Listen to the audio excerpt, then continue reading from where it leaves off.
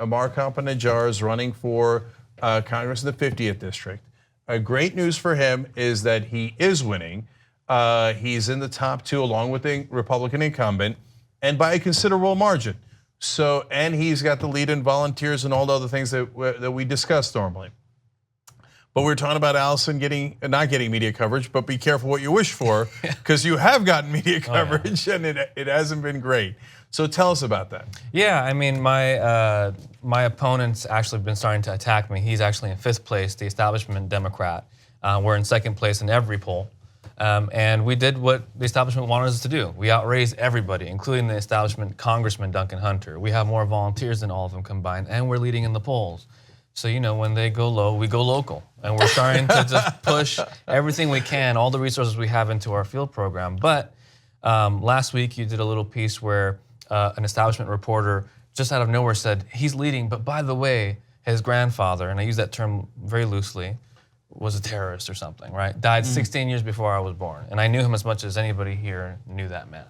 And then the next week, they're saying, well, Ammar supports Donald Trump's Muslim ban. So I don't know which one it is. Am I an Islamophobe or am I a terrorist? I'm not sure, but both sides are trying to attack me, and it just shows that there's desperation from the establishment. Both of those things can't be true, but they could both be false, and that's what it is. From the beginning, for 15 months, I've been campaigning on pro-jobs, pro-Medicare for all, tuition-free college, fighting for dreamers like my campaign manager, fighting for LGBT rights like my field directors, and because of that, the establishment is freaking out on both sides. So there's a lot that I love about the story. I want to show graphic 4 too, because that's a fun thing that Ammar's got. How many volunteers do you have? About 700. 700, okay. But you're going for 800, I think. Yeah, okay, we're pushing. Okay, there's this cool poster, we'll show it to you in a second. It reminds me of Sparta. There you go. Did you make that? Oh, I thought you guys made it. No. Oh no, that's Teddy. That's our. That's one of our viewers who made that. I love it. Is that your area code or 808? I thought maybe you were going for 808 volunteers. I like that. Or something, I'll take it. But yeah, okay. This is Sparta. That's the incentive right there. Okay. So now let's talk about that. What you mentioned there, because this is really truly preposterous. First of all, you never met your grandfather. Died 16 years before you were born. Right. So, but they're trying to smear you with it. Now, if I'm a reporter and somebody says to me, hey, you got to cover this story. This guy, his grandfather did X, Y, and Z. I go, oh, okay, and what did he do with his grandfather? It's like, oh, he never met him. I'm like, okay, wait, why do you want me to cover the story, right? That doesn't make any sense. But a lot of the establishment press are like, great, got it, very good. Okay, his grandfather did this. What else would you like me to smear him with, right? And then to turn around for your opponent to say, yeah, but he's with Trump on the Muslim ban. What? First of all, I thought the grandfather was the Muslim terrorist and stuff, but now you're for a Muslim. So you're half Palestinian, half Latino. Half right? Latino, that's right. Right? Yeah. And you're for the ban of immigrants. Tell me about it. It's preposterous. I literally don't know where they got it from. Where did they pull that from? You know where. No, but to me, it's disgusting. But it's also on a personal level, it bothers me. It actually does bother me, and it does because my father's Muslim, and I grew up without him being around. I would do anything to have more time with my dad. Why would I ban my own father from coming to this country?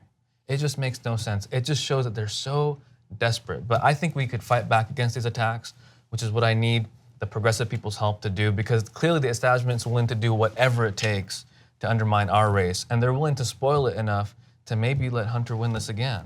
So I want to know what the progressives are willing to do to make sure that we could win this seat. Bernie Sanders beat Hillary in this district, so it's possible for a progressive to break through.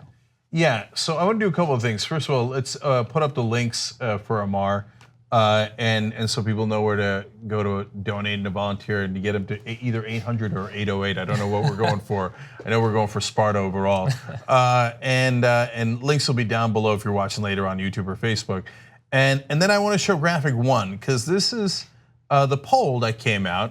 And so again, top 2 advance to the general election. Doesn't matter what the political party is, okay? This is California. So the incumbent, of course, has the big lead, and a lot of people are undecided. That's true in Allison's race and everybody's races, right?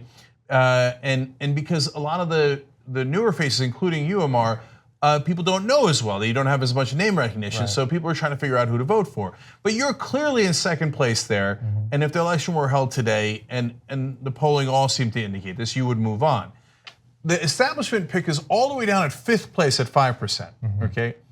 So a New York Times reporter, I don't know if he saw it or didn't see it or didn't bother looking at it this morning, tweeted that the guy in 5th place was leading. Right. I just, again, I don't get it. Like, where was it that, I guess it must have been that somebody in Washington told him, oh, this is our pick, so he must be leading. Right. And he's not doing his due diligence. I tweeted at him, he fixed it. Good, because I knew you were going to respond to him. But I was going to respond a little less politely. the good news is that we know in the primary it skews more Republican because we don't wake up as Democrats until November. So that's a pretty good poll for that reason. The second thing is that whole Trump thing. My opponent actually spent about $120,000 on mailers before that poll was done. So this is post-attack polling. It's not holding because I'm not talking about identity politics, about me being Latino or Arab or whatever. We're talking about working class issues. My district, the unemployment rate of my district is double the rest of San Diego County. That's what I care about. I don't care if you're a brown kid in El Cajon or a white kid in Alpine. Pain is pain. I don't care what you're going through. And my goal is to represent everybody, even the people in that poll who won't vote for me.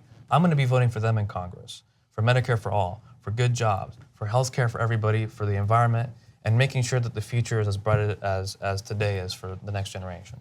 Yeah, they're the ones who brought race into this for no reason at all, right? And so, and by the way, whenever an incumbent is under 50%, that means they're in trouble. Because in the general election, there's only 2 people. And so I've been covering politics for over 20 years. When you got an incumbent under 50%, they're hurt, dog. Right. And so there, Duncan Hunter has got a possible criminal investigation hanging over his head, and he's well below 50%. So that's why these primaries are so important. If the progressive advances, well, they're actually looking, they have a more populist campaign. They're looking to deliver for everyone, talking about higher wages, et cetera.